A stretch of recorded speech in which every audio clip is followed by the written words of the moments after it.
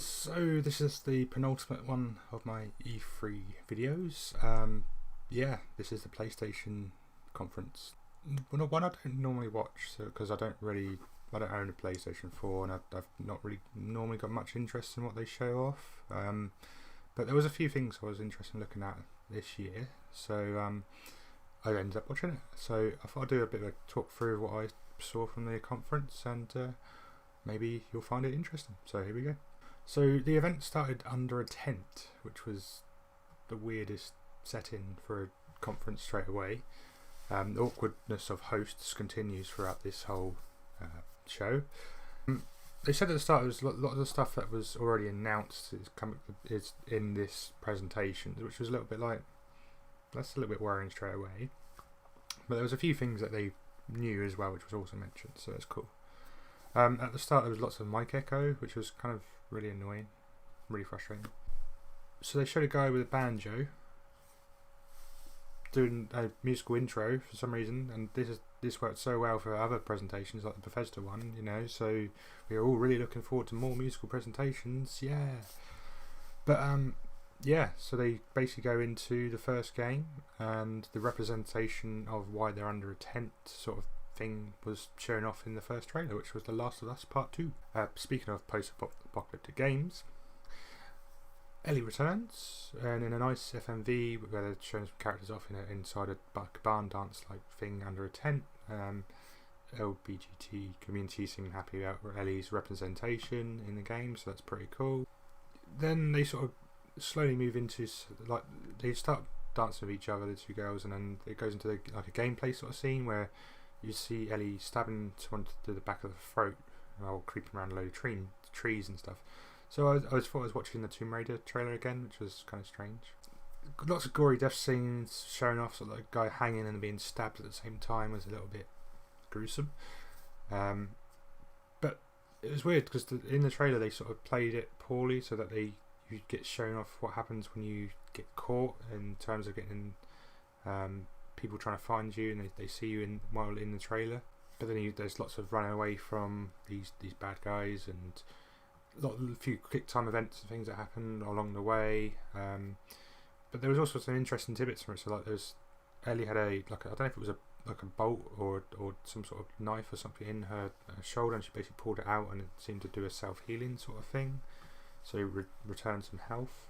So maybe that's some sort of gimmick within the game of having to repair your body to be able to do that, rather than just use a med pack or something like that. You've physically got to move things out of your body. But some parts of this was really weird, because they go sort of inside a shop kind of thing, and there was like loads of noisy footsteps from Ellie, and it seemed like it wasn't picked up by the other players, despite the fact there was like 6 other guys sort of hunting for this one person. It was very odd. But the battling and the attacking sort of aspects of it, and the fighting scenes were all really good. Lots of great craft, and there's definitely some sort of character development with Ellie as well. The fact she's grown up a bit more and things like that. But it seems really interesting. They showed a little bit of like in-game crafting. So she had to literally craft a arrow for her bow. It looked like literally just like that, and then boom, another blade to the throat, which is more gore, more aggression and things like that. It was pretty badass altogether, to be fair. It was a pretty good trailer shown off, and hopefully we'll see a bit more of that in the future. The problem with this whole presentation is they went in from that and then into this real boring talking section while everyone else is sort of in the tent moving to the next area. So I like the idea that they use a tent to show off that this is the game and this is why we're under the tent. It was a good idea, but then the fact that they had to move a whole massive audience of people into the next room took so much time that they had to start talking about stuff in the background, and it just sort of took us all away from the actual conference itself, and it's really weird. But they did announce that a new game plus is coming to God of War, which a lot of people will be excited for and happy for.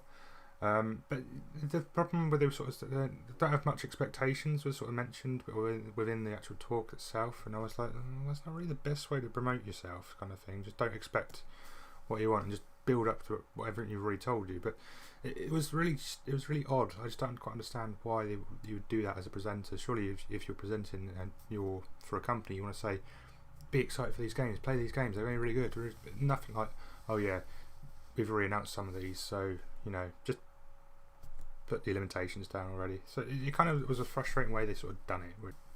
During the talk, and they announced that COD, the new Black Ops game, is going to get the old multiplayer maps from Jungle, Summit, Slums, and Firing Range from the previous games. They'll be available if you pre-order from the PlayStation Store. You get those maps together with the game. Whether you can download them after or not, I presume that's a possibility, but you maybe have to pay extra for it. It was good that they've given it, but it's like restricting players to download only as well was kind of annoying and frustrating. I thought maybe a lot of players I know would want to go and buy the physical release and put a disc in and stuff like that. So it was kind of strange to me that they just restricted everyone to download only to get all the maps. Very odd.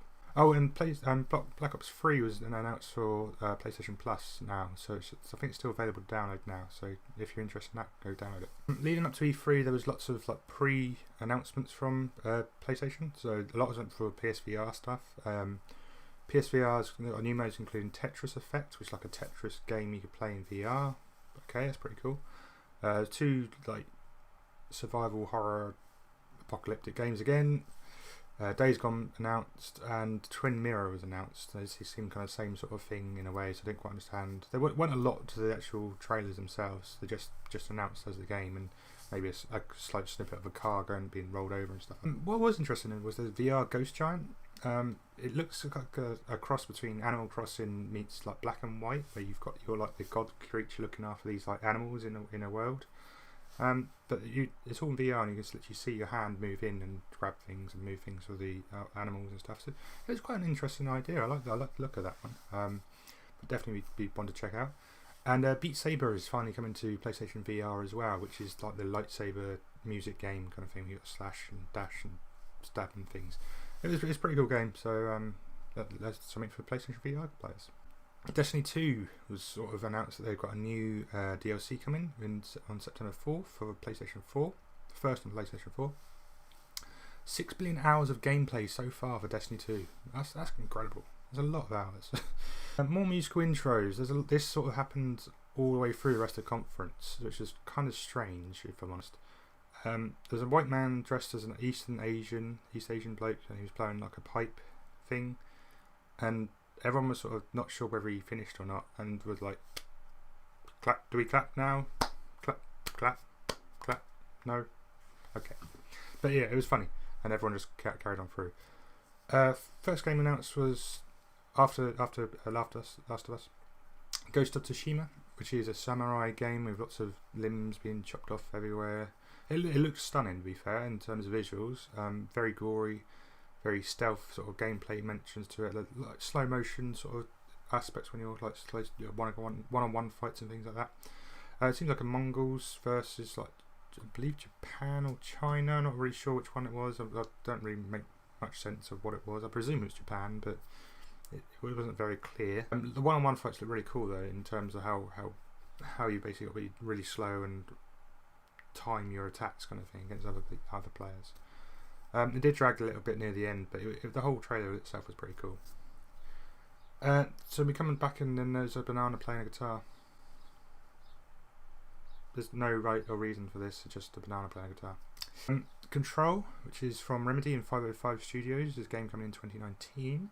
There's a freaky thriller of a game that changes the world around you, and lots of like moving the whole world, kind of insidious sort of way, sort of like whole things moving around you, and you had to move objects around. Very odd, very strange. Didn't quite understand it myself, but if that's what you're into, that's what you're into. One of the big ones of the whole conference was Resident Evil 2 is getting a remake. The way they presented it was great. It started out as like a tiny rat looking around with like a camera as the rat's view, and that was really cool. So you're sort of dodging around things and stuff, and then eventually the rat dies. There was a small cameo from the PlayStation 1 in the actual video itself, which was pretty cool. And oh look, another zombie game. It's not a problem though, because we all like Resident Evil 2, don't we? So it is cool. It is the zombie game, the one we all want to play. It's great to see it back in HD. It's coming January 25th, 2019, so just missed the Christmas sort of rush. Pre-order's available now, so go pick up. And more musical intros with a man with one toot on a trumpet. Toot. Trover Saves the Universe. This was a really random trailer. Didn't really show a lot of gameplay wise, but it's made from the Rick and Morty co-creator Justin Roiland, who voices Rick and Morty.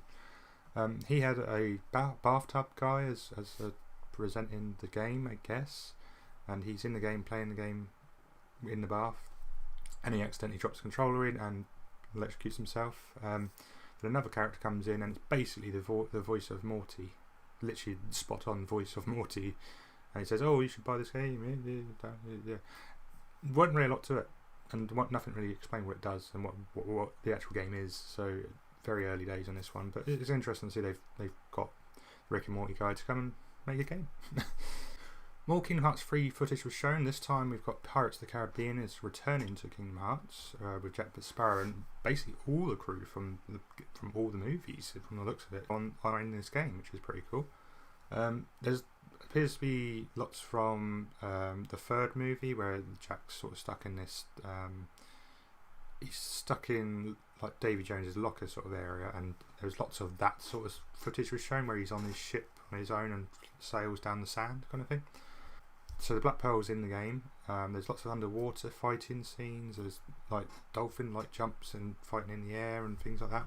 There was like a giant squid, nobody heartless. I can't remember. I'm not really sure which one it was. It was a giant squid, like one of those which was you were fighting against. It seemed to be like the main boss of that game, which is cool. They showed briefly bits of Hades returning, which is nice, and Hercules Titans all coming from the game as well. So they all appears to be able to fight all of them rather than just the one that was shown on the last year's E3. More footage of worlds shown already was sort of in here and there. Monsters Inc. had a bit more of a part in there, and they showed some Organisation 13 characters within the Monsters Inc. world, which wasn't shown before. Briefly see Axel from Kingdom Hearts 2, he was with Kairi, of all people, which is kind of odd and random. And there's brief showings of Riku and I presume another Riku.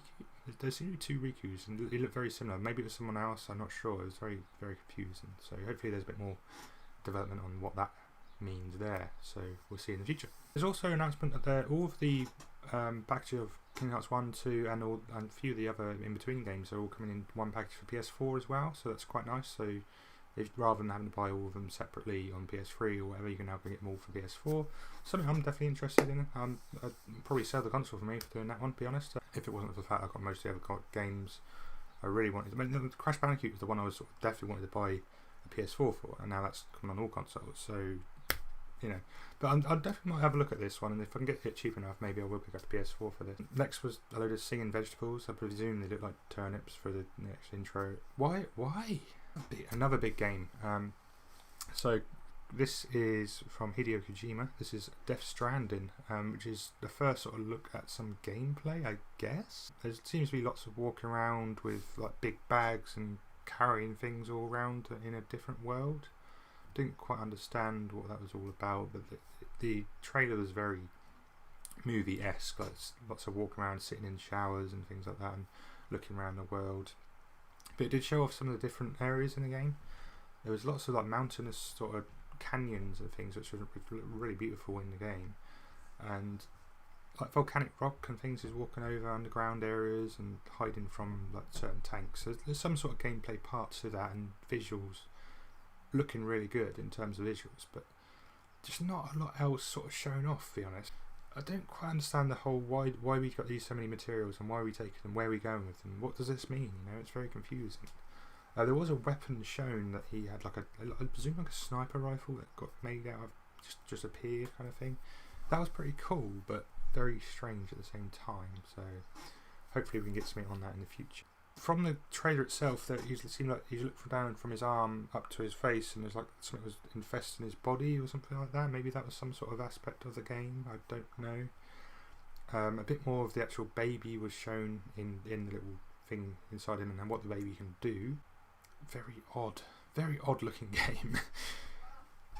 There's lots of invisible creatures with like big hand steps rather than footsteps, which was one of the big parts of this whole trailer. They're showing weird like patterns of movement all over the place. It was really weird, very strange. Seems to be some sort of time portal effect of this game, that like other characters being able to manipulate time. Is there something involved in manipulating time? Lots of stealth features in this area, which we weren't really surprised about from Hideo Kojima being one of his main games in a stealth game. Weird flying human creatures, which were all invisible until he got the baby to put up a little radar-like dish thing, and it sort of showed us all where these hidden creatures were within the game, and they're all flying about. You've got to sort of sneak around and try to avoid being attacked by them. And it showed what happens if you do get too close to the human flying. They look humanoid flying creatures. You basically get sucked into these big black pits of tar and get sucked down, and that's it, game over by the seams of it. Anticipation is looking good for this game. I'm definitely interested to see what more is coming from Hideo Kojima. There's also lots of eating maggots within the end of the trailer, which is just strange, and Kojima is crazy, so hopefully we'll see a bit more of his craziness in the future. Briefly, Nioh 2, I don't know if I pronounced it right, Nioh 2, another samurai demon craziness coming to the console. I'm sure if you play the previous, you enjoy this as well, but not much more I can say other than, because that was literally all they showed. It was a very brief trailer. Piano Man.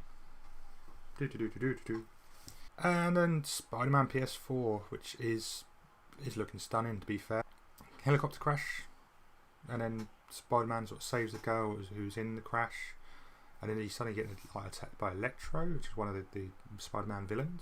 Lots of the fighting shown seems very like Batman Arkham-esque. In fact, the whole sort of shown of this whole game is very like Batman Arkham-esque in terms of its fighting abilities and stuff. But lots of the combos, you're jumping off walls and using the webs and things like that, swinging around the whole room and attacking things and stuff. It was really cool the way they sort of showed it off.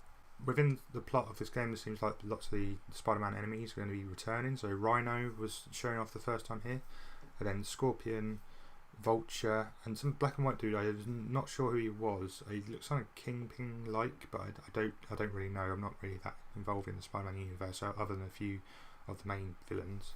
So if anyone knows who that is, can you let me know? Because I have no idea.